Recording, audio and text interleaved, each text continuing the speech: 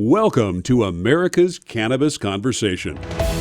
Heard every Saturday at 4:20 p.m. online at americascannabisconversation.com. Each week, we provide our listeners information, education, and insight into the exploding medical and adult use cannabis industry. You'll hear from industry experts, elected officials, local growers, detractors, and more. Learn how to build your own cannabis business, how to grow the product, what's legal, and where it's legal. Tune in each week to hear the latest industry news and updates from the American Cannabis Industry Association in Washington, tips on investing in cannabis, personal success stories, and more. It's time to join the conversation. And here's your host, Dan Perkins. I'm Dan Perkins, and this is your American Cannabis Conversation. Quick news. Napa Valley, California. Wine versus weed in Napa Valley. Napa Valley is famous for its Cabernet Sauvignon, but the cannabis industry is moving fast. In some regions, the storied vintners are sounding the alarm that California's newest legal crop could damage the flavor and brand of their prized wines. The grape growers worry that pot won't pair well and could damage the territory that they have spent a century and a half cultivating. You have to protect the Napa name, said Ryan Colbus, CEO of the Napa County Farm Bureau, which has taken a strong position against cannabis cultivation. Napa is an internationally recognized brand, and you don't want anything to disrupt that brand. Napa County has explicitly banned commercial cannabis growing in the unincorporated rural areas where most vineyards lie. Local farmers and winemakers are keen on protecting Napa, but they have a philosophically opposing view on how weed could affect the region's reputation, which could be tested this year if residents get a chance to vote on allowing cannabis cultivation. Denver, Colorado. Cannabis store burglaries on the rise in Denver. The number of break-ins at Denver's marijuana stores hit a 3-year high in 2019. 5 robberies and 122 burglaries were reported to the Denver Police Department last year. In 2018, marijuana businesses reported 1 robbery and 120 burglaries, according to the Denver Post. Last September, Denver police warned of an increase in burglaries of marijuana operations and urged owners to beef up their security measures. Denver Police Commander James Henning said that cannabis sells for $3,000 to $3,500 a pound on the East Coast and only about $1,200 a pound in Colorado. Washington, D.C. The coronavirus in China could disrupt the cannabis vape hardware supply chain. The coronavirus outbreak in China, which has killed thousands of people and sickened tens of thousands of people, has led to travel restrictions. It's expected to impact marijuana vape companies that depend on the Chinese suppliers, interfering with the flow of hardware and other products. Trade tensions between the United States and China previously caused disruption in the supply chain. This newest issue underscores the vulnerabilities in the global marketplace that vape and other marijuana companies rely on for products ranging from LED lighting to packaging supplies. This has been your America's Cannabis Conversation Quick News. I'm Dan Perkins. So let's see who's joining the conversation today. We have Chaos, an individual who has a reputation as a leader in the cannabis industry, who will be interviewed by our outside reporter, Rich Walcoff. Devon Langford will be helping us understand why we need to grow our own cannabis and about the special offer that his company has for W420 radio listeners. Karen Muller is a broker who buys and sells cannabis businesses, and she's going to talk to us today about what businesses might be the best to buy. And finally, we have Morgan Fox from the National Cannabis Industry Association, who's going to talk about pressure on the Senate Banking Committee chairman to take up the safe banking bill that was passed in the House last year. Let's join the conversation.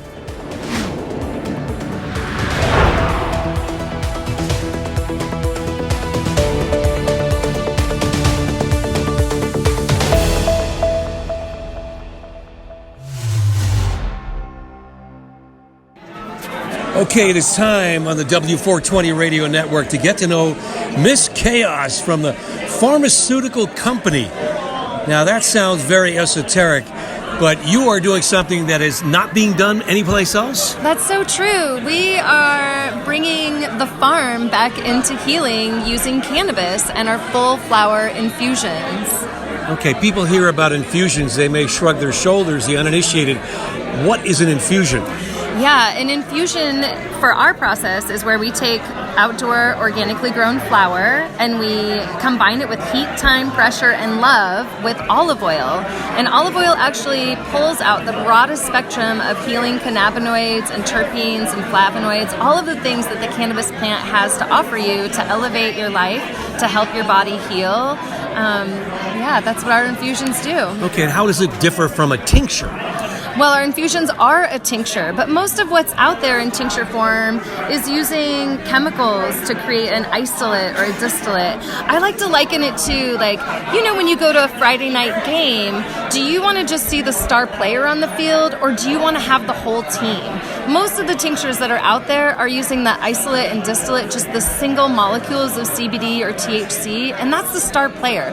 It's great, you're going to have an effect, but when you bench the rest of the team, you're missing out on the full potential of the healing or experience that the cannabis plant has for you. Are we talking about the entourage? The entourage effect, absolutely, yeah. Some legacy growers up in Humboldt use that reference point. Yeah. Tara Carver, I think it was. You know Tara? I do, yeah. We're also a legacy brand. We've been in this industry long before legalization, and we were one of the first 7% of all legalized businesses once California went legal. Okay, so you have this tincture, this infusion, and you use a dropper. How is it disseminated? How is it used? Yeah, so the intention to use them, because they're olive oil drops, is to use them under your tongue so that you get sublingually, if you will. And that way you're getting immediate access to your endocannabinoid system, which processes the THC and the CBD and other cannabinoids. But because we're doing an olive oil infusion, you can also cook with it. You can use it topically on your skin. I like to rub the tincture oil on my head when I have a migraine. There's many ways that you can use the products. All right, how heavily THC infused is it? Yeah, we have a full range of tinctures. So we originally started with just a CBD at an 11-to-1 ratio for our moms as an alternative to the pharmaceutical drugs that they had been prescribed that were actually making things worse for them. So we have an 11-to-1 CBD.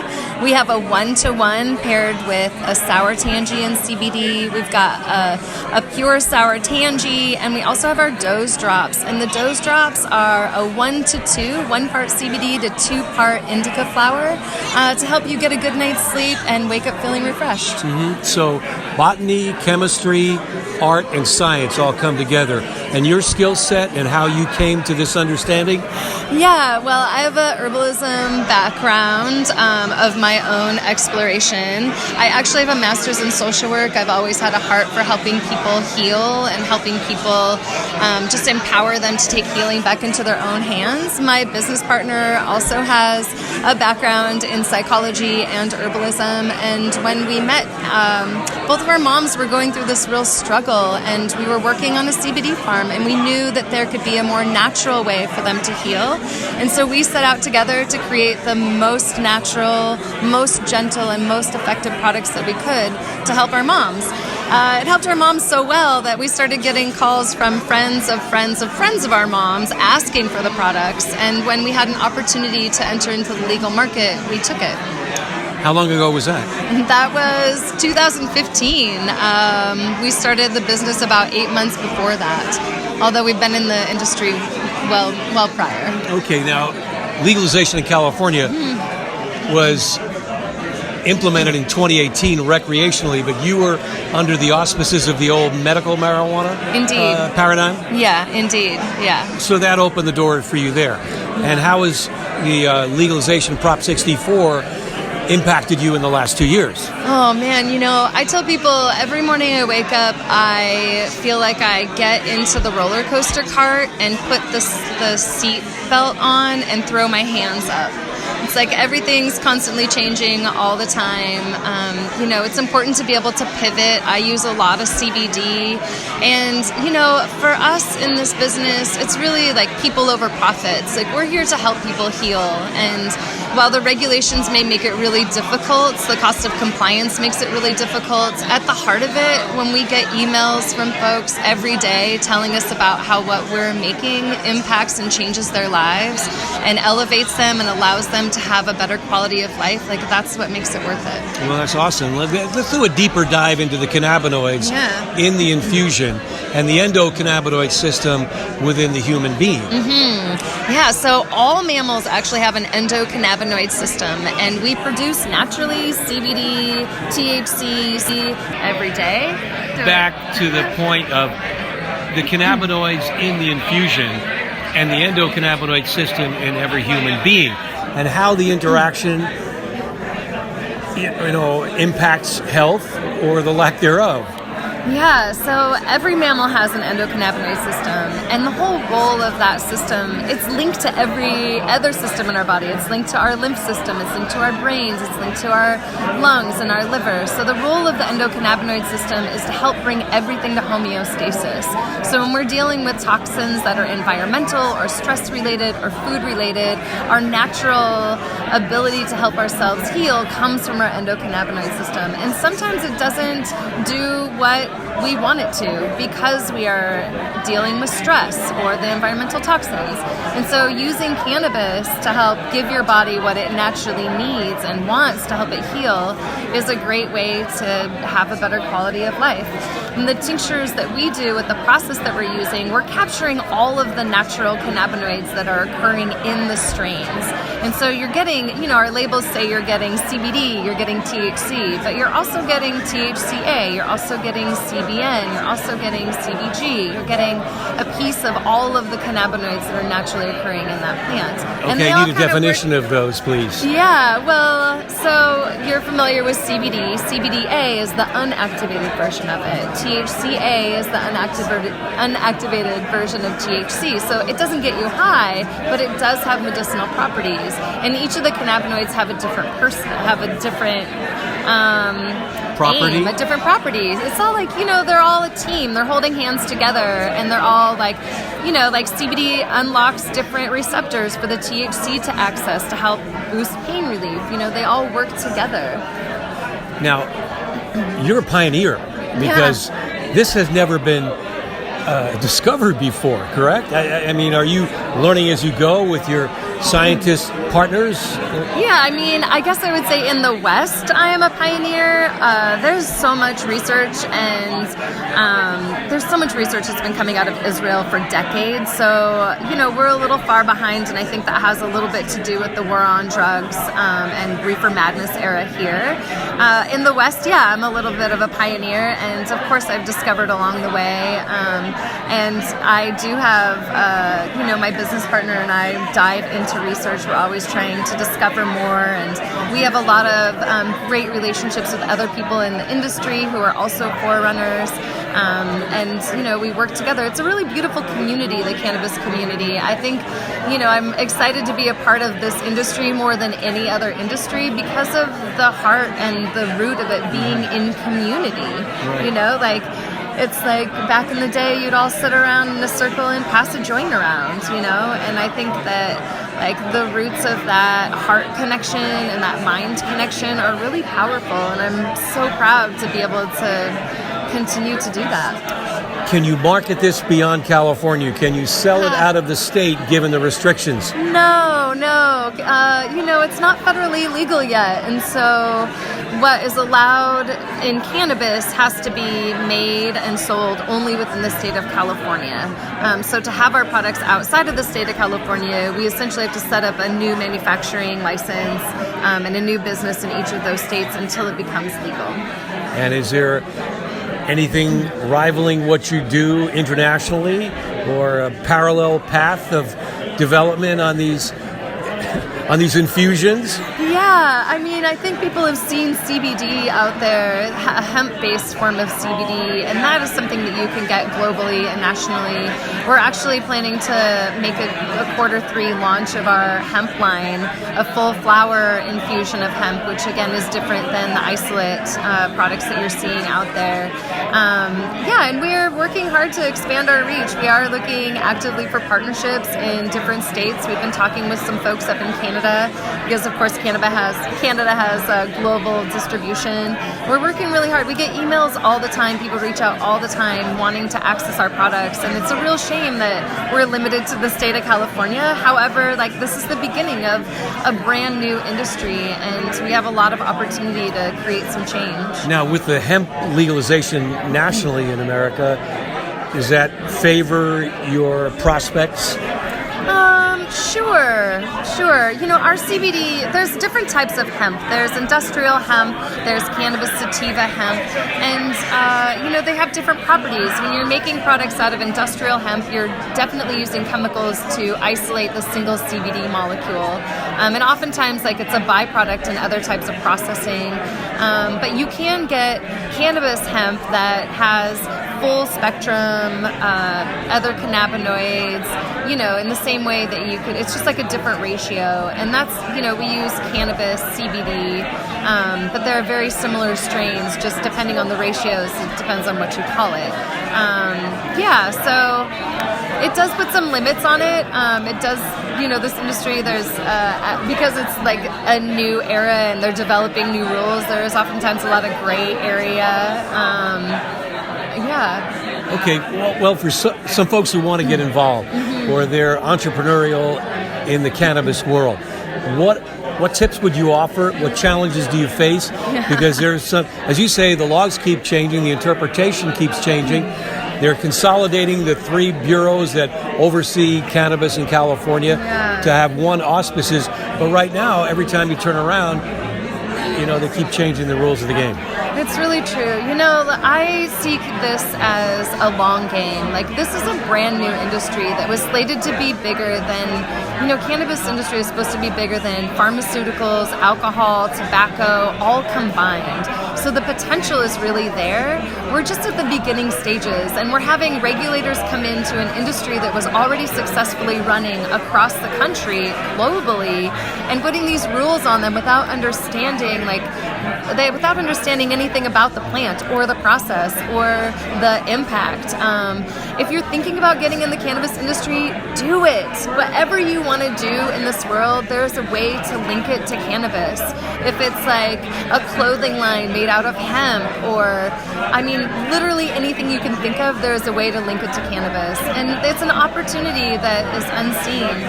I would say, like, definitely have a support system. I've picked up running as a stress reliever, and just be prepared to, you know, you got to be agile. You have to be prepared to shift your way of thinking and pivot and adjust to what's coming down the pipeline, and stay true to your mission. You know, for me, my mission is to spread healing, and I fall back on that when I wake up and I'm like, is this worth it? What am I doing? Like this, like, what? I can't even, what? You know, and you're those the salmon swimming upstream, aren't you? Yeah, we all are. And I was just having this conversation with some of my colleagues tonight who have other brands, and like the things that we're facing on a daily basis, it's crazy. And it's nice to know that I'm not alone. Like, this is the industry, and, you know, the only way to quit is to quit. Right. So the profitability, banking challenges, investment. Yeah. Talk about it. This is a long game. Again, like, you know, we're seeing some big giants who came in with large amounts of investment starting to fall. Like, the industry is early. For us, it's been about staying true to our mission, having steady growth. We've been profitable every year. Accessing funding has been really hard. I think partly because we're a women-owned business, and partly because, you know, what we're doing really is like putting people over profits, and, like, you know, there's compassionate capitalism. Absolutely. I mean, I definitely want to make a profit. I want to be able to use the profits that we use to empower my communities and to give it back, but not on the backs of, like, people who are trying to heal. And I don't think it has to look that way, you know? And how about the banking challenges? Because where do you park your money? What do you do with it when you get it? Because there are all these restrictions. You have to jump through more hoops. It's so true. And, you know, everybody in the industry is facing banking challenges, which makes it really difficult to even collect payments that we're supposed to be getting. You know, I'm trying to find a new place to live now, and I don't have a credit history to show because I don't have the ability to have a bank account in my business,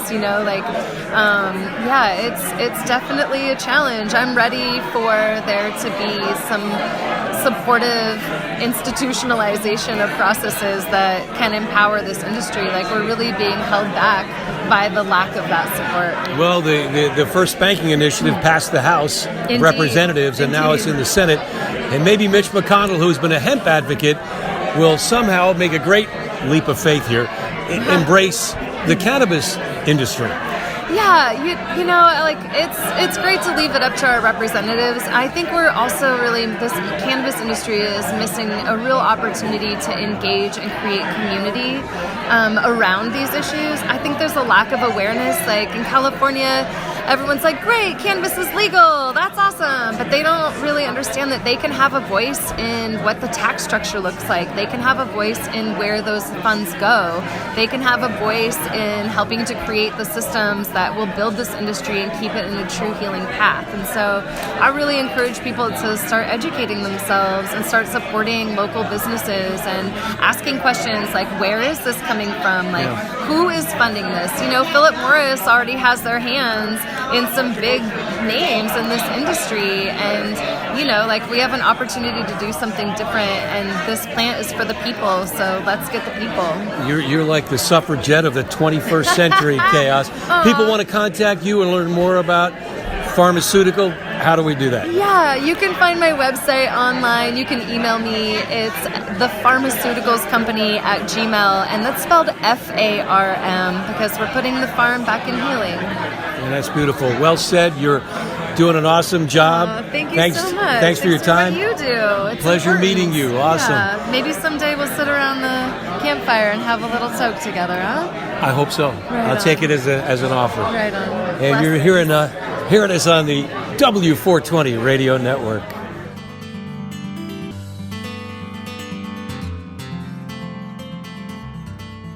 You're listening to America's Cannabis Conversation on the W420 Radio Network.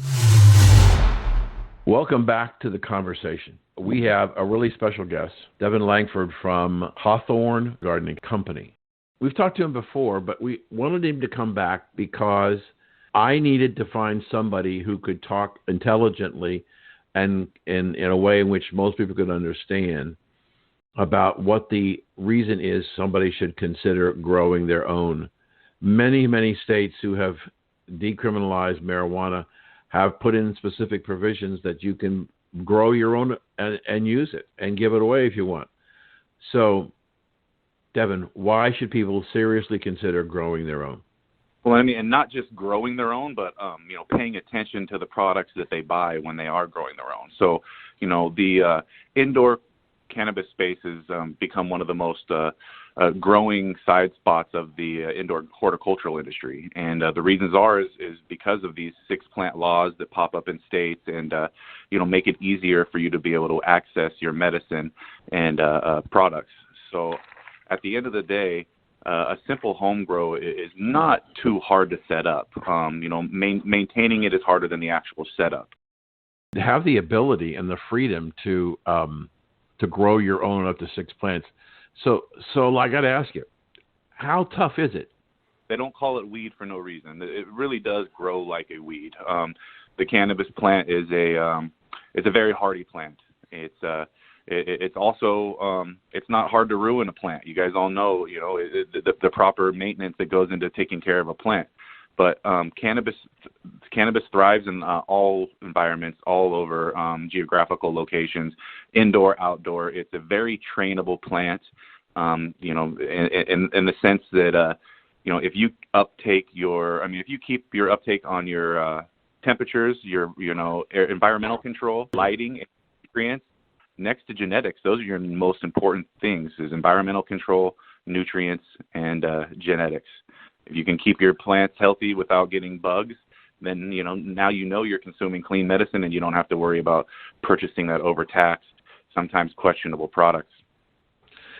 When you think about it, and I'm not trying to complain or chastise the commercial industry that grows under strict supervision, but Is there a difference between you growing, and I'm not trying to be facetious, Devon, is there a difference between growing your own at home and what you can walk into a store and buy the same strain, if you would, a plant at your local dispensary?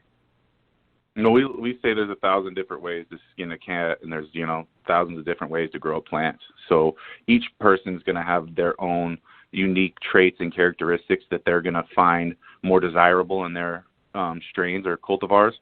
And if you like that strain that you found at a dispensary and you're able to find that seed or get a clone of that, then yes, you can expect the same characteristics and the same great product that you would experience at a dispensary in your home grow. But again, it's going to come back to those three key factors: environmental control, lighting, and genetics, and nutrients. So is it labor intensive to do this, Devon?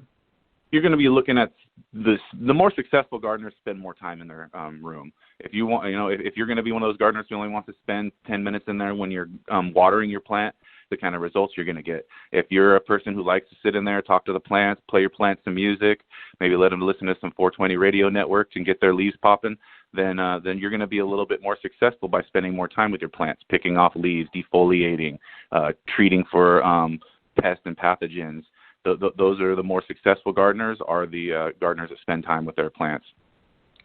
So we're speaking with Devon Langford from Hawthorne Gardening Company.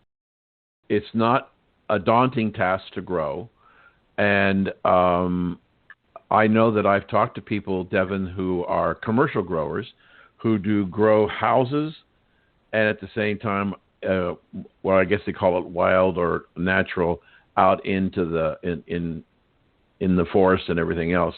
And they tell me there's no difference in the quality of the product between grow houses and growing in the wild.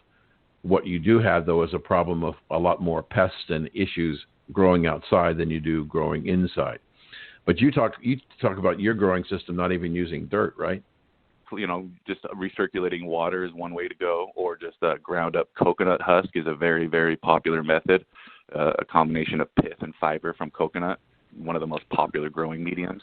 Very anti-mold and pathogen resistant. So how does a customer, how does somebody who decides to, and we'll talk about when you're on your next appearance about buying one of your grow tents, how do you know what you should grow? I think it comes down to personal preference. It's the same thing, I come from the world of culinary and hospitality management, and experiences create nostalgia, smells, flavors, the person you were with. It's the same thing with cannabis, or the same thing with a good cocktail. You revert to that for your comfort zone. You revert to that because you liked something you experienced about it. Maybe the first time you tried the OG Kush, you realized that feeling that you got from that cannabis strain was better than any feeling you got from any other cannabis strain. And if that was what you liked, then I would say, go with one of those heavy OG strains and learn to grow that to your best method.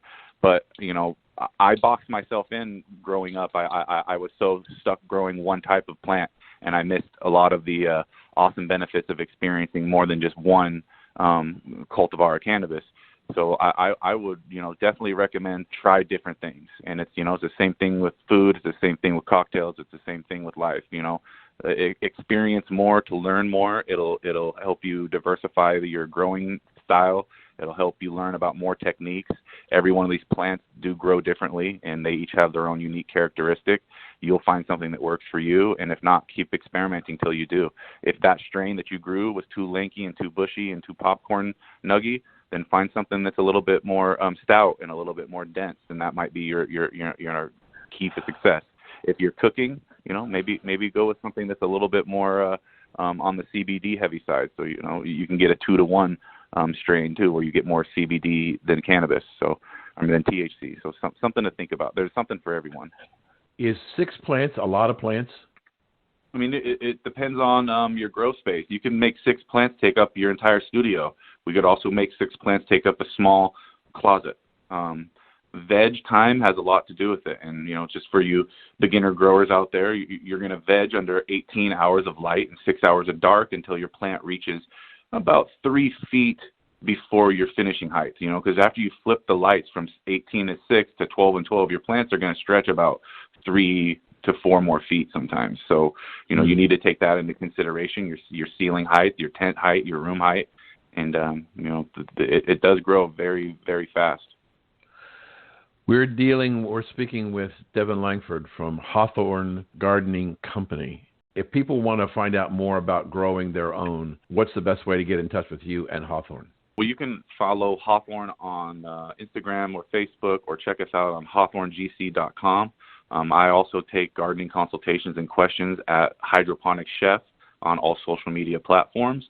I cook things, I grow things, and I know things. So give me a call, give me a message, and I'll help you get your gardening questions straightened out. And if you need a quote, we can get you taken care of. And if you need a tent, we've also got a package set up for you guys at 420 Radio Network. You can go to growershouse.com, and they've got the link up on your guys' site. You can use the promo code to get 10% off a beginning tent package or an expert package. So you get more you buy, the bigger savings. 420 Radio Network and Growers House. Thank you. We've been speaking with Devon Langford of Hawthorne Gardening Company about the important parts of the decision of should you grow your own and what can you expect. Devon, thank you for joining us today. My pleasure. Thank you all to the listeners on 420 Radio Network. Thank you. And if you didn't hear all of Devon's suggestion, you can go to W420 Radio Network, go to the archive section, and hear this show and any other show from our library. We'll be right back.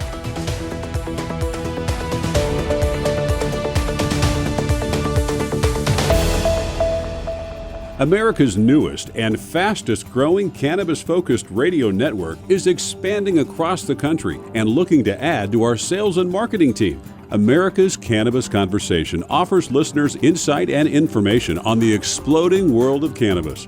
It also gives advertisers the opportunity to reach a hyper-targeted audience, literally neighborhood by neighborhood, in markets all across the country. We're looking for a few motivated individuals that want to essentially run their own local business in markets like Boston, Las Vegas, Reno, Orlando, and more. To learn more about this exciting opportunity or to apply, visit americascannabisconversation.com.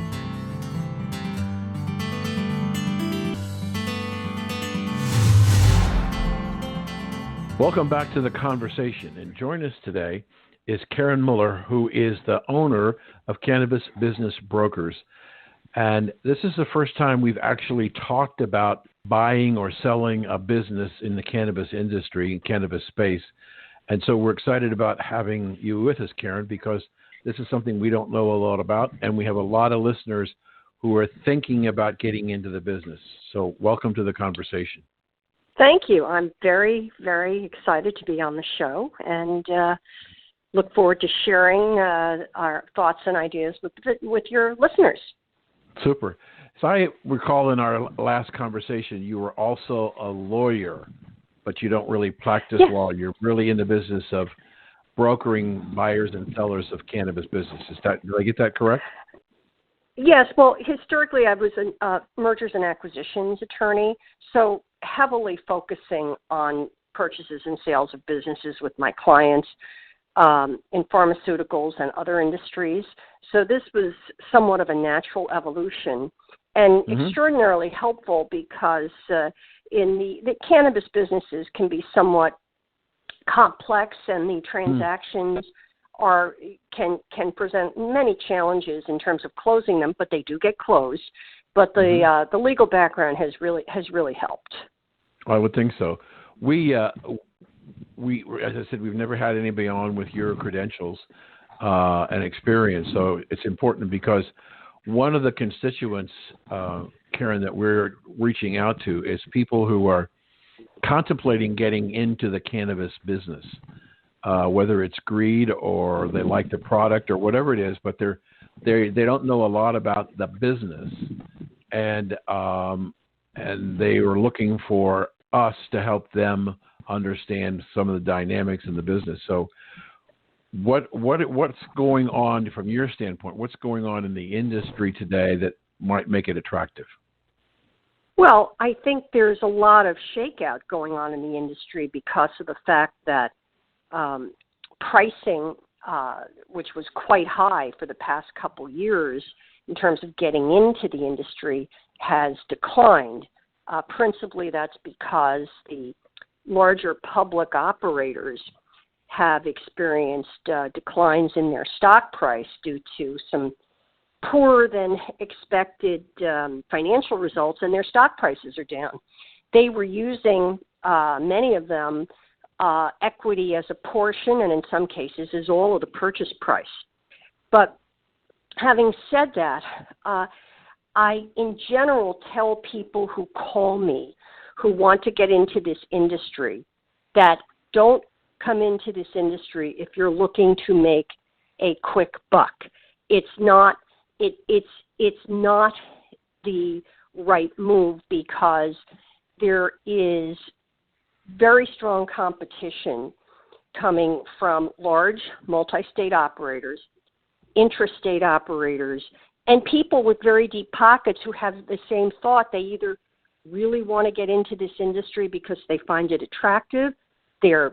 I've seen many very wealthy people with children who the children want them to enter the industry. And so there's a lot of money that would compete with someone who, let's say, sold their liquor store and now they want to use those funds to get into this industry.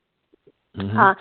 I caution heavily against doing that. But having said that, if someone really would like to get in and learn the industry, then I recommend coming in with minimal money spent, perhaps purchasing a dispensary in an inexpensive transaction, or a delivery service. It's a great way to learn about the industry. In California, I tell people who come to me, look, if you really want to get in and you're here for the long haul, then let's look at dispensaries that are more reasonably priced, such as those out in desert regions.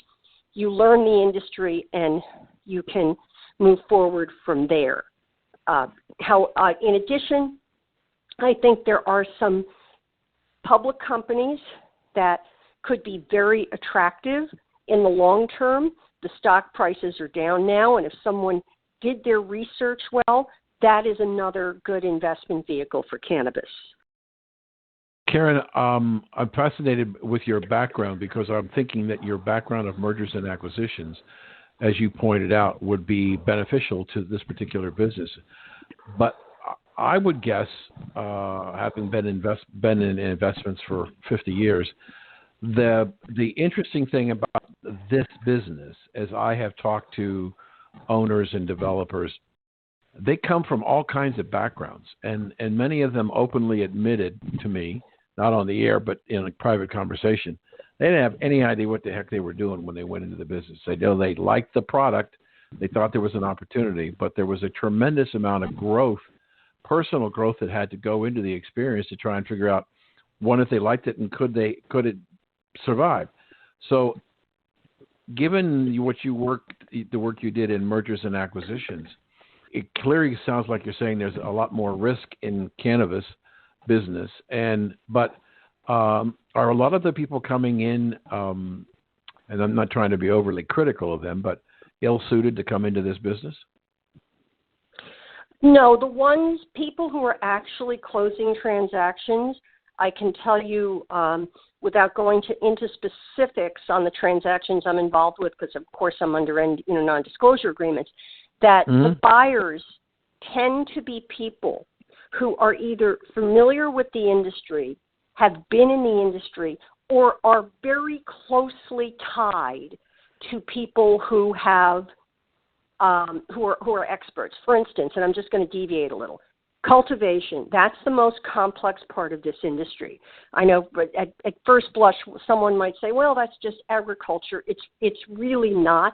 It's a very complex plant to grow, and there are various environments. So in any event, I was deviating a little there, but the point I was trying to make is that I closed the transaction where somebody was purchasing an indoor cultivation facility. And the person who had the investors and the team, he was principally a financial person, but he was just tied to the hip with two very experienced cultivators who've been doing it for 10 years and could walk him through what was needed in the facility. And so that honestly is what I am seeing. I also, however, I think when you're just looking at the retail component of this business, there are people coming in who are willing to take on some risk, who have run other businesses, who will enter on the retail side of this business. But again, I almost hate to say this. I mean, many of the people who have had the most experience, of course, with dispensaries were in the black market, or as people like to call it now, the traditional market. And those are people who they really had the most experience, but are, for the most part, not inclined to want to be licensed because, in general, they don't have the ability or want to handle compliance and tax returns.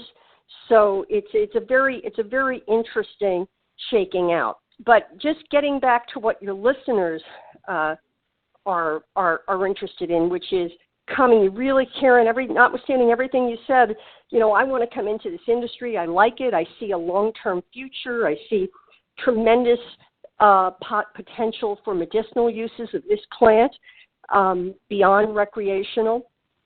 I think again, we look at investing in companies that are listed, where you can look at the public information online, even for the Canadian companies, or coming in at this retail level, be it a delivery service or a dispensary, so you get your arms around the space.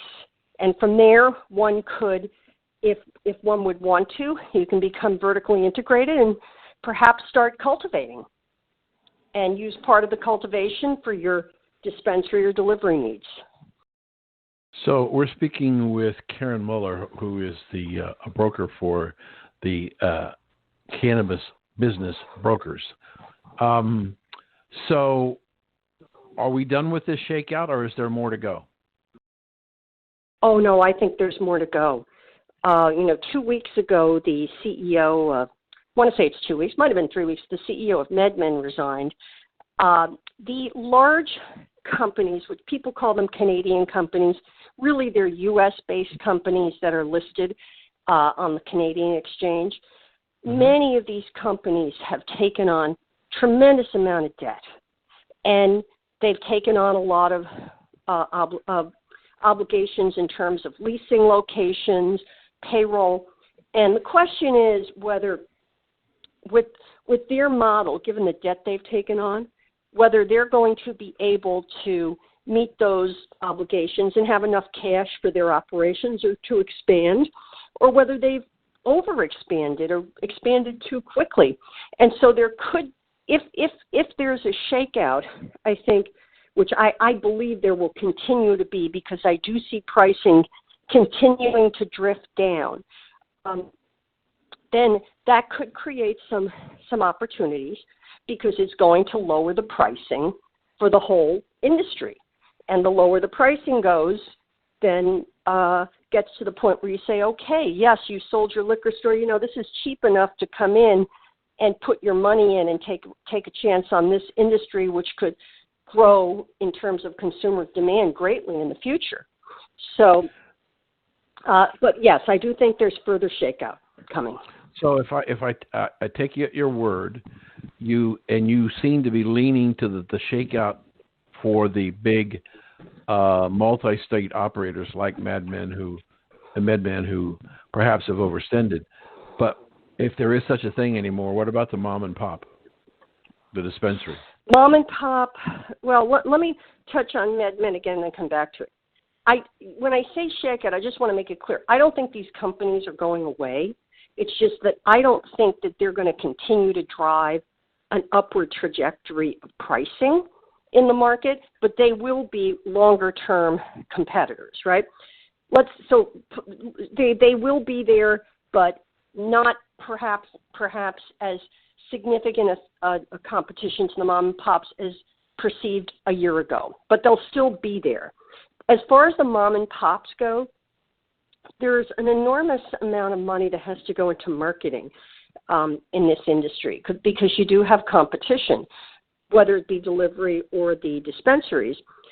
And until the high tax rate issues are addressed, it's going to be very difficult for the mom and pops to compete. And I see it now. It's not that it's not that I'm seeing businesses that are very well run losing money. They're usually flat or they make a little money. But the tax rates are very high, and I don't know if your viewers, well, your listeners probably are aware that when you file a federal tax return for a retail cannabis industry, you are not allowed to deduct your operating expenses. It's Section 280E. Mm-hmm. You can deduct the cost of goods sold. So you could theoretically have a business which is making money, but when you're not allowed to take those deductions, your federal income tax payment could put you in the red. So it's an enormously unfavorable tax provision, which everyone is hoping will go away over the next couple years. There have been talk about it in Congress, and I think that's the biggest threat to the mom and pop. And the other side of that is that, of course, with any tax provision, if you have a large company with the staff and tax accountants, there are ways to ameliorate that tremendous burden of not being able to deduct. But a small mom and pop with a small accountant, or a smaller accounting firm, it's more challenging. Well, I'm sorry to say that we've run out of time, but Karen, I want you, first of all, thank you for joining us today. I would like you to tell people how they can get in touch with you. Oh, sure. They can email me at Karen@cannabis-brokers.com. And it's spelled Karen at the word cannabis with the hyphen, brokers, plural.com. Thank you so much for joining us today. My pleasure. And if you missed part of this interview with Karen, you can go to W420radionetwork.com, go to the archive section, and you can pick up and listen to the rest of her interview and some of the other shows that we've done. So join us at W420radionetwork.com. We'll be right back. You're listening to America's Cannabis Conversation on the W420 Radio Network.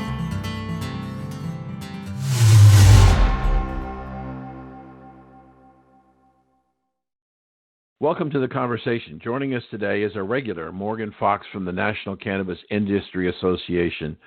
We're going to be talking today about the move in the Senate to get the Senate, especially the Banking Committee chairman, to give recognition to the safe banking bill that was passed in the House last year to see whether we can get it into hearing or even mock-up. So, Morgan, can you give us an update? Well, as we discussed previously, Senator Mike Crapo, who's the head of the Senate Banking Committee, has expressed some concerns about the bill as approved by the House, many of which are not really related to banking or the narrowly tailored issues that this legislation is meant to address. However, he has expressed a willingness to discuss the issue and hear from a broad variety of stakeholders and interested parties. So we've been working with his office to try to provide them with the best information possible from not only ourselves, but also industry leaders and employees in the cannabis industry. And hopefully we'll be able to continue the dialogue in a manner that is a little bit more conducive to actually getting this thing across the finish line in a way that maintains its real intent. Thank you for that. If I might expand a little bit, if you were to be successful with your people in the industry and getting the Senate to take up the safe banking bill and have it focused on what the intent of the House was, if you have passage of this bill, would you anticipate, one, that the president would sign it? And number two, what does that do relative to potential deregulation of cannabis? Well, first of all, I think that it's very likely that the president would sign that legislation, particularly since it supports commerce and small businesses and public safety. But we, as of yet, we haven't had any confirmation of that, but that seems to be the general consensus. In terms of the benefits that it would have, it would immediately help with issues involving public safety, because these businesses would have a lot easier time finding banks to work with them, and it would allow for greater access to capital for small businesses and marginalized communities, because they'd have an easier time finding banks to loan them money, so that they wouldn't be forced to try to tap angel investors and other outside sources that are frankly pretty inaccessible to a lot of people. I think it's important to point out that cannabis isn't currently regulated at the federal level, and what we're trying to do is get it descheduled and then regulated by the appropriate federal agencies. If I could play devil's advocate for a moment, even if you got a banking bill passed in the House, from the House to the Senate, and the Senate were to pass it, there's still one particular issue that is going to nag this industry for some period of time. Actually, several, but the most, to me, one of the most important ones is the risk nature of this business. One of the areas that I see as a big concern is that the cannabis business is classified as a very high risk business. And even if you got deregulation of or the ability for cannabis companies to have banking accounts, there are regulations on the books in the banking industry that limits the amount of high-risk deposits that a bank can take. And so my concern is that because of the high-risk nature of the cannabis business, forget about the regulation or deregulation, the high-risk nature of the business, I'm not totally convinced, and I'm just playing devil's advocate, that the outpouring of interest by bankers into this business is going to be that great. And the banking regulators can't change the risk profile nature of the business. Well, the purpose of this legislation, in addition to helping with public safety, is to greatly reduce the risk profile for banks, particularly by providing a safe harbor for them under federal law to be able to work with these businesses. Clearly there's still going to be risk there, and I think it's doubtful that the biggest banks in the country and international banks are going to dive into the cannabis industry immediately upon passage, because they are very risk averse. But it will open up the opportunity for a lot of small and mid-level banks to who have already expressed their interest in working with the cannabis industry to be able to do so without fear of federal interference. Yeah, I understand that. I was speaking in the last couple of days with a credit union in Colorado. They started in the banking business for credit unions, but they have a statutory limit of the amount of deposits as a percentage of the amount of deposits their institution can take in this high risk profile.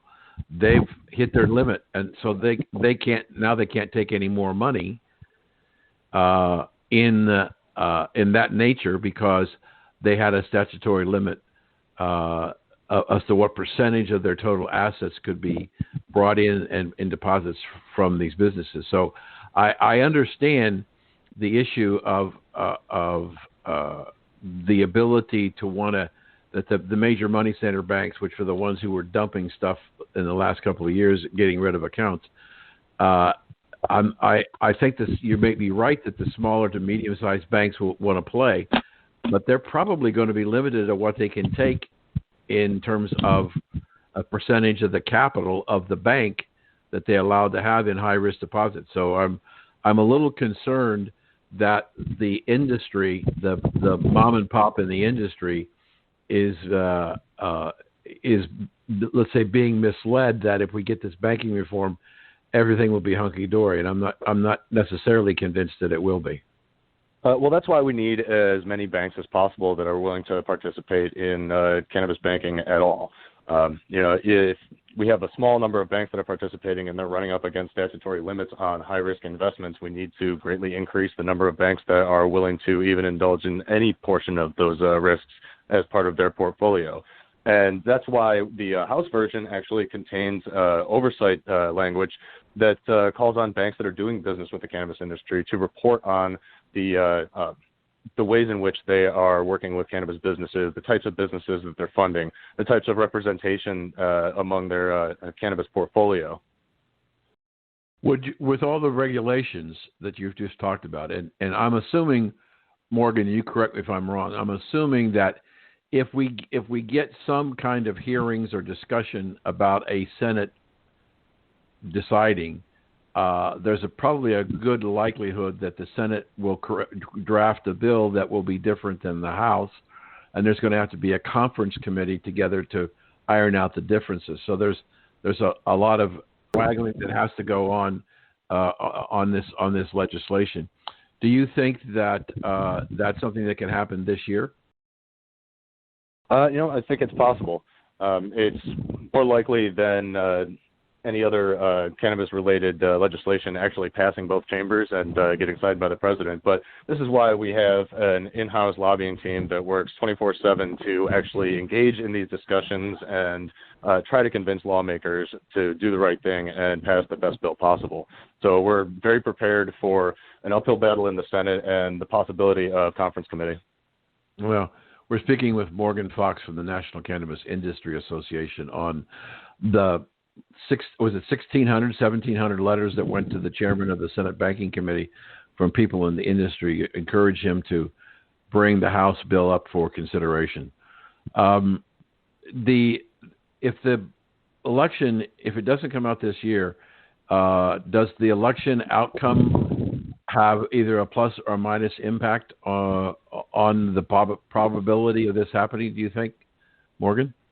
I think that it will almost invariably have a positive impact because I think it's a very high likelihood that one of at least some of the dozens of states that are considering either legislation or ballot initiatives to pass sensible cannabis laws, whether those be medical or adult use, will succeed in November or possibly even before that. And that will directly translate into more support in Congress on behalf of lawmakers' constituents. So I'm seeing a lot of discussion about the divergence from state to state, the regulations from state to state, and even operating the business and what authorities within the states. Would you think if we had an oversight industry or group at the federal level, would the states still have to be involved, or if it's a controlled substance legally? At the federal level, would the states defer to the feds? Well, I mean, like with any other commodity that's regulated, you have both state and federal regulation. So we're definitely pushing for a regulatory structure at the federal level that can be used as a guidepost and establish at least a baseline of uniform protocols that can then inform state regulators and state policymakers. Given the number of days that are there available to legislate in the Congress between now and the end of the year, is there enough days left, working days, to get this done?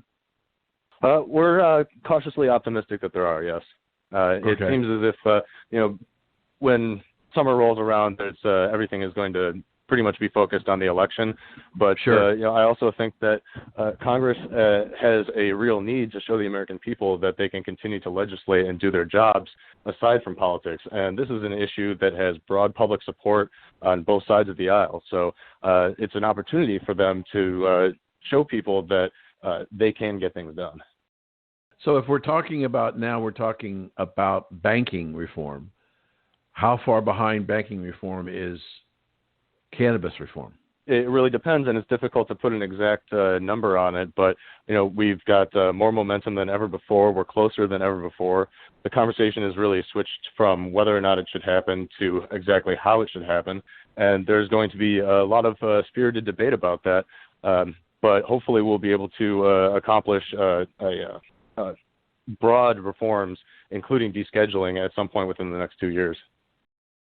My last question is, I talked to somebody recently about this whole issue. He was asking me the question, what is the risk in this business? Is the risk in this business is that the Congress and or a president whoever he or she is from whatever party, that this thing gets tighter as opposed to looser? Is that any possibility? I mean, it really depends on exactly how the federal regulatory structure shakes out, but cannabis is already, especially at the state level, one of the most heavily regulated substances around. So I don't think that it really can get too much tighter. I mean, of course, there's always that possibility, but honestly, I think that the current state of federal policy is far worse than any sort of regulatory structure, regardless of how strict. Okay. Unfortunately, we're out of time. We've been talking to Morgan Fox, who is the communications director for the National Cannabis Industry Association, talking about possible legislation out of the Senate to allow better banking conditions for the cannabis industry. Morgan, how do people follow you? We're available on Facebook, Twitter, and Instagram, or you can go to thecannabisindustry.org. Super. Thank you for joining us today.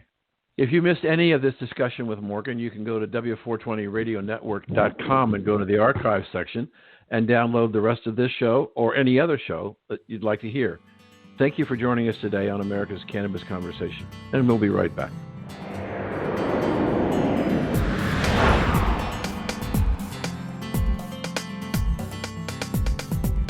Thank you for taking part in America's Cannabis Conversation.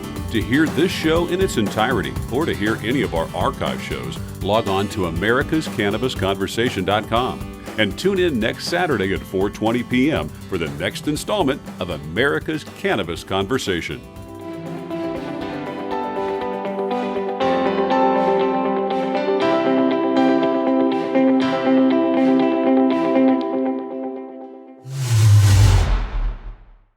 America's Cannabis Conversation.